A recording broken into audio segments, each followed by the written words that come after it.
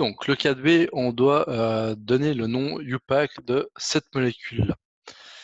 Si on regarde cette molécule, on va faire exactement la même procédure. Donc, la chaîne principale, ici, c'est le noyau benzène qu'on a au centre. Mon noyau benzène, c'est un cycle à 6 avec 3 doubles liaisons dessus. La chaîne principale, une chaîne benzène. Ensuite, étape numéro 2, nommer les ramifications. Donc, toutes les ramifications, c'est ce qu'on a sur cette chaîne principale.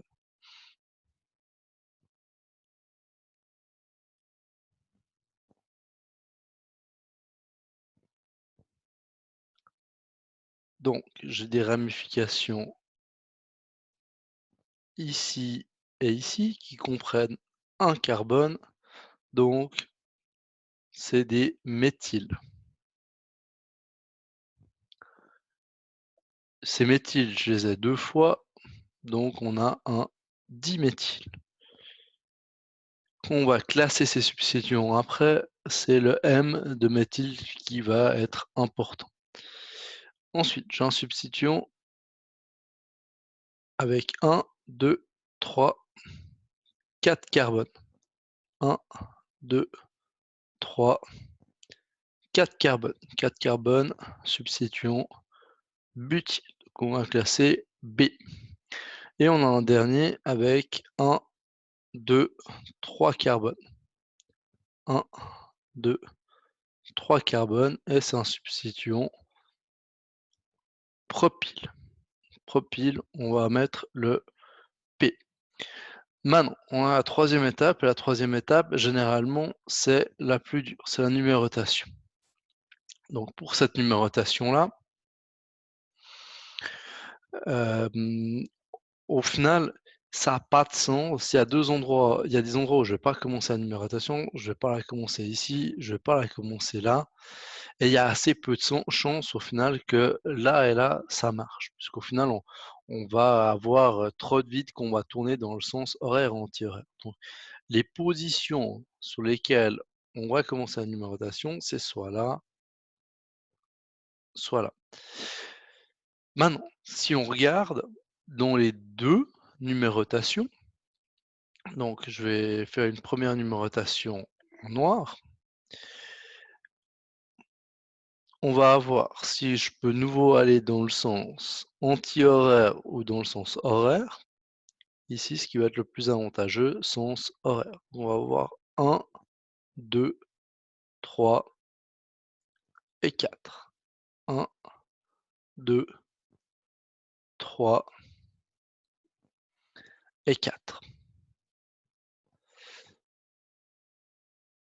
Si je prends l'autre constituant, donc si je démarre ici, je peux aller dans le sens anti-horaire ou dans le sens horaire. Le sens le plus rentable, c'est le sens anti-horaire. On va avoir 1, 2, 3 et 4. Là, on se rend compte qu'on a exactement la même numérotation. Si j'ai exactement la même numérotation, je ne peux pas comparer les 1, je ne peux pas comparer les 2, je ne peux pas comparer les 3, je ne peux pas comparer les 4.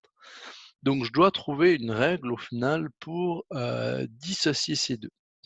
Et puis, si on regarde celles qui apparaissent, donc on vient regarder sur le numéro 1, ou en tout cas celle qui a le numéro le plus bas, et puis on vient regarder ces chaînes.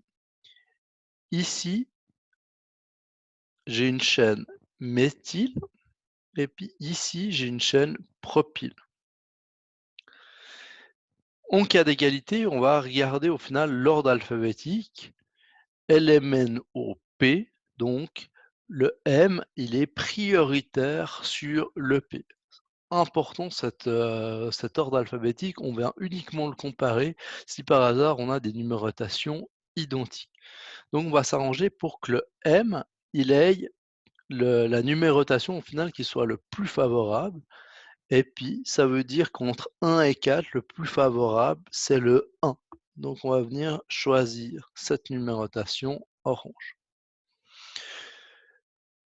Donc dans l'ordre des substituants qu'on va devoir mettre, le premier que je vais mettre, c'est le butyle, Le deuxième, c'est le méthyle et le troisième, ça va être le propyle. Donc, je vais avoir le butyle. Donc on va, prendre le butyle. Le butyle, on a dit qu'il avait le numéro 2, donc ça va être du 2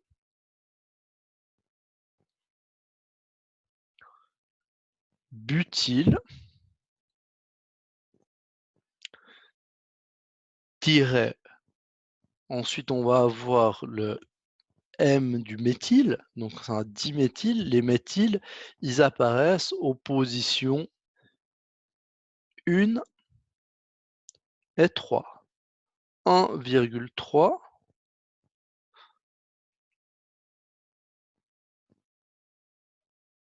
diméthyle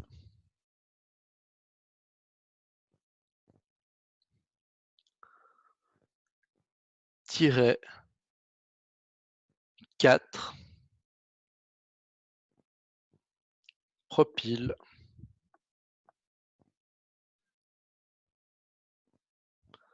benzène.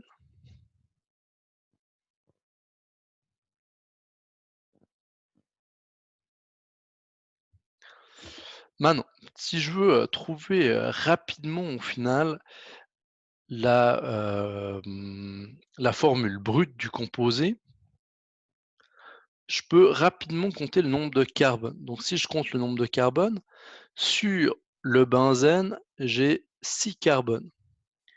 Sur chacun des méthyles, j'ai 1 carbone, donc j'ai 2 fois, puisque j'ai 2 fois le méthyle, donc 2 fois 1 carbone. Butyl, 4 carbones et puis propyle, 3 carbones. Donc ça nous fait en tout 3 plus 4, 7, plus 2 fois 1, 9, plus 6, 15. Donc j'ai du C15. Si c'était, un alcane avec aucune ramification, aucun cycle, aucune double liaison, on aurait du 2N+2, donc ce serait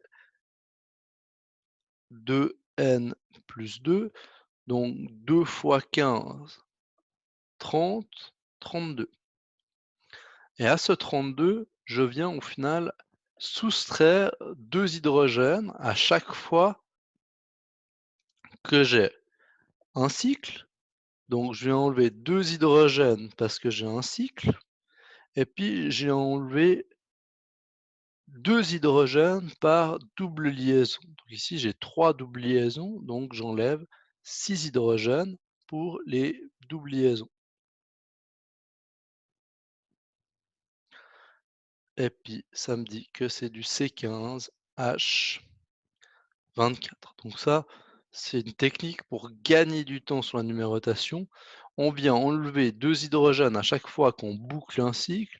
Une double liaison, c'est 2 hydrogènes en moins. Une triple liaison, 4 hydrogènes en moins. Sinon, bah, on compte le nombre de carbone, on compte le nombre d'hydrogènes, comme on l'a fait l'année passée, et puis ça va très bien. Donc là, la technique, elle permet juste de gagner du temps, mais ça revient exactement au même.